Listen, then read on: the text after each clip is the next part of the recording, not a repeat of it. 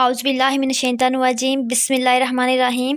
अस्सलाम वालेकुम स्टूडेंट, आज की वीडियो में मैं आपको लेक्चर नंबर 25 करवाऊँगी, जिसका मेरे पास टॉपिक है इंटीग्रेशन। ठीक है, इंटीग्रेशन या एंटी डेरिवेटिव दोनों सेम चीज़ें होती हैं। क्यों? क्योंकि जो डेरिवेटिव्स होता है उसका ऑपोजिट होता है इंटीग्रेशन। ठीक है, तो इसको एंटी डेरिवेटिव भी कहते हैं और इंटीग्रेशन भी कहते हैं। उसके बाद इंटीग्रेशन के फार्मूलाज पढ़ेंगे, उसके बाद पढ़ेंगे इंडेफिनेट इंटेग्रल्स क्या होते हैं और इंडेफिनेट इंटेग्रल्स की कुछ प्रॉपर्टीज़ हैं जो आपने याद रखनी है। ठीक है, तो सबसे पहले एरिया प्रॉब्लम को देख लेते हैं। कह रहे हैं कि आपके पास एक इंटरवल है ए से बी। इसका क्या मतलब है इंटरवल का? यानी कि मैक्सिमम और मिनिमम, यानी कि ग्राफ मिनिमम यहाँ से शुरू होगा ए पॉइंट से और मैक्सिमम बी पॉइंट पे ख़त्म होगा। तो आपको यहाँ पे नज़र आ रहा होगा कि ग्राफ यहाँ से लेकर यहाँ तक के दरमियान में, ये देखें इस जगह के दरमियान में, इसका ये मतलब है। ठीक है, और जो भी काम हो रहा है इन दोनों जगह के सेंटर में हो रहा है और उस चीज़ को हम कहते हैं इसके जो दरमियान में है वो फंक्शन है। ठीक है, ये सारा। उसके बाद ये है, ये अपनी चीज़ यहाँ पे बस याद रखनी है कि एरिया का जो डेरिवेटिव होता है, ठीक है, जैसे let's suppose A F x एक एरिया है, ठीक है, उसका डेरिवेटिव ले रहे हैं, डैश ले रहे हैं, तो वो हमारे पास इक्वल होता है A x plus H minus A X divided by H. ठीक है, उसके बाद आपने अज्यूम करना है कि लेट्स सपोज कि अगर हमारे पास एच जो है ज़ीरो से बड़ा है, यहाँ पे तो कह रहे हैं कि एच ज़ीरो तक अप्रोच कर रहा है डेरिवेटिव में, लेकिन एच हमारे पास बड़ा हो गया, यानी कि 1 2 3 सो ऑन कोई नंबर है। ठीक है, तो फिर क्या होगा? The top of derivative quotient is difference of two areas. दो एरिया का डिफरेंस निकालेंगे and a x plus h. इस चीज़ को छोड़ दो,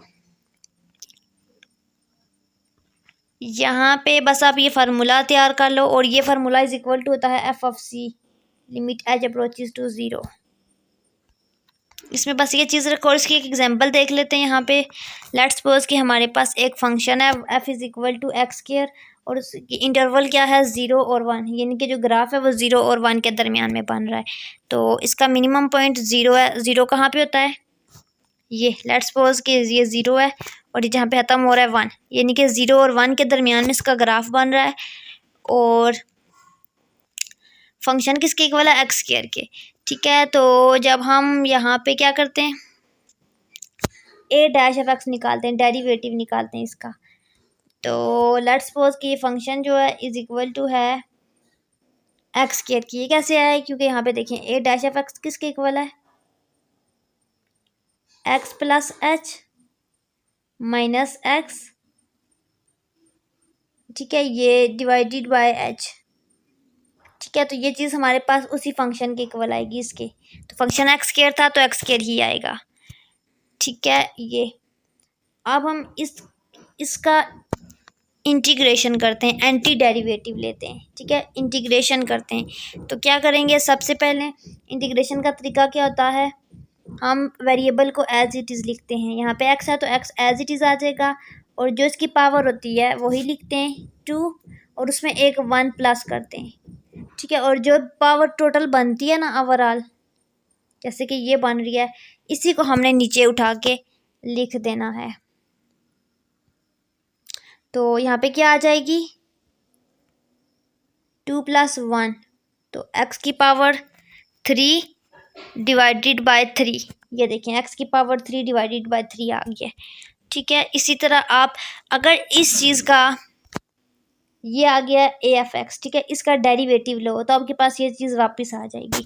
ठीक है, अगर इसका इंट्रोगेटिव लेते हो तो आपके पास ये चीज़ आती है और इस चीज़ का डेरिवेटिव लेते हो तो यही चीज़ आ जाती है।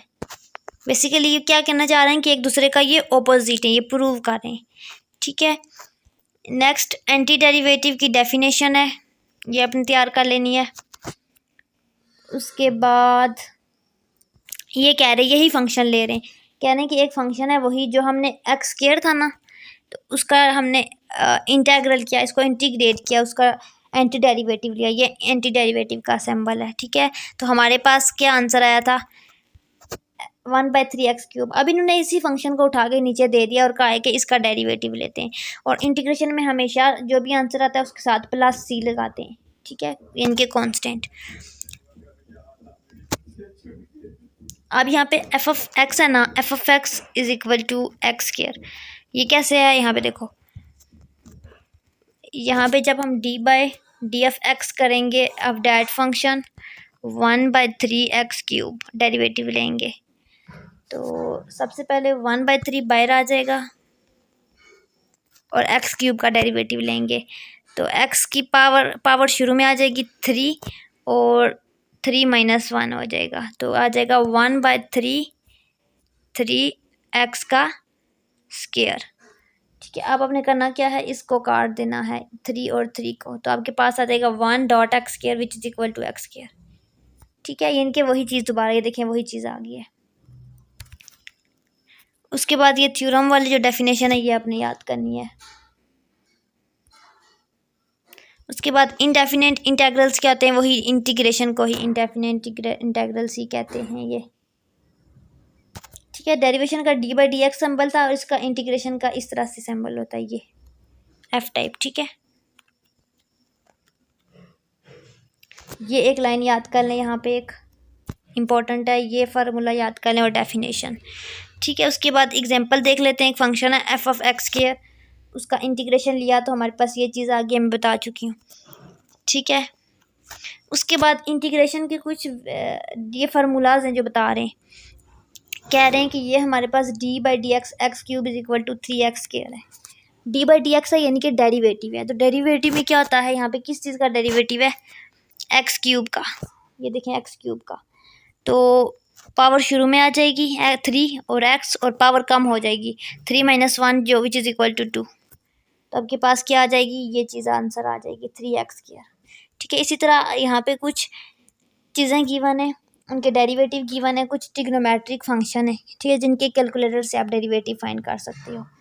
ठीक है, सॉरी टेबल से आपको याद करने पड़ेंगे, इंटरनेट से टेबल आपको मिल जाएगा, या यही टेबल आप याद कर लो। ठीक है, उसके बाद कह रहे हैं कि अगर इस फंक्शन का हमने डेरिवेटिव लिया तो ये आया था। ठीक है, कह रहे हैं अब अगर हम इसी फंक्शन का इंटीग्रेशन करेंगे तो वही फंक्शन आ जाएगा। कैसे, यहाँ पे देखें ये आंसर है, आप इसी फंक्शन का इंटीग्रेशन कर रहे हैं तो आंसर में ये आ रहा है, और ये चीज़ सेम है, +c, तो इंटीग्रेशन में मस्ट होगा हर जगह पे। ठीक है, ये +c हर जगह आएगा। ठीक है, यही चीज़ बताना चाह रहे हैं कि एक फंक्शन का जो हम डेरिवेटिव ले रहे हैं उसी का हम इंटीग्रेशन कर रहे हैं तो वही फंक्शन दोबारा से आ जाता है, यानी कि दोनों बिल्कुल ऑपोजिट हैं। तो आप एक चीज़ को तैयार करो 100%, एक की वैल्यूज़ को, एक के सैम्बल्स को, एक के टेबल्स को, एक के फार्मूलाज को तैयार करो, उसमें कांस्टेंट बाहर ले जाओ सारे मेथड, तो दूसरा आपको ऑटोमेटिकली तैयार हो जाएगा। ठीक है, जैसे कि एग्जांपल है x² d(x), ये एग्जांपल गिवन है कुछ, इसमें से मैं एक एग्जांपल करवा देती हूँ। ये 1/5 के इंटीग्रेशन करनी है विच इज़ इक्वल टू, यहाँ पे 1/x5 है इंटीग्रेशन, तो मैं सबसे पहले लिखूँगी x की पावर -5, ऊपर चला जाएगा तो -5 हो जाएगा। अब हमने इसकी इंटीग्रेशन करनी है x की पावर -5 की, तो क्या करेंगे, सबसे पहले हम लिखेंगे x एज इट इज़। ठीक है, अब हम देखेंगे पावर इसकी है क्या, बेसिकली इसकी पावर थी 5, तो 5 + 1 करेंगे। ठीक है, यहाँ पे माइनस है तो -5 है, नीचे भी -5 + 1 आ जाएगा, सॉल्व आउट करके आ जाएगा x की पावर 4, और 5 के साथ बड़े वाले नंबर के साथ माइनस साइन है तो बड़े वाले नंबर का साइन आएगा, तो -4 divided by -4 which is equal to x की पावर -4 डिवाइडेड बाय -4। तो अगर हम इसी स्टेप को यहाँ पे करें तो -1/4, और x की पावर -4 है तो यहाँ पे नीचे आके +4 हो जाएगी, ऊपर वाली वैल्यू नीचे आती है तो साइन चेंज हो जाते हैं। तो इस तरह से आपके पास ये आंसर आ गया है।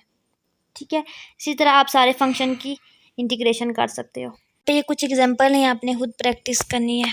ठीक है, जहाँ जहाँ पे भी डिफरेंट टर्म्स हैं, ठीक है, जैसे ये फर्स्ट टर्म है, सेकंड, थर्ड, फोर्थ, तो उसमें आपने क्या करना है, हर टर्म पे अलग अलग डेरिवेटिव को अप्लाई करना है, और जो साथ मैथ का जो भी नंबर है उसको आपने बाहर कॉमन ले लेना है। ठीक है, उसको सॉल्व आउट करना है, इंटीग्रेट करना है और एंड पे मल्टीप्लाई करना है और आपके पास आंसर आ जाएगा। ठीक है, इसको करने की खुद प्रैक्टिस करें।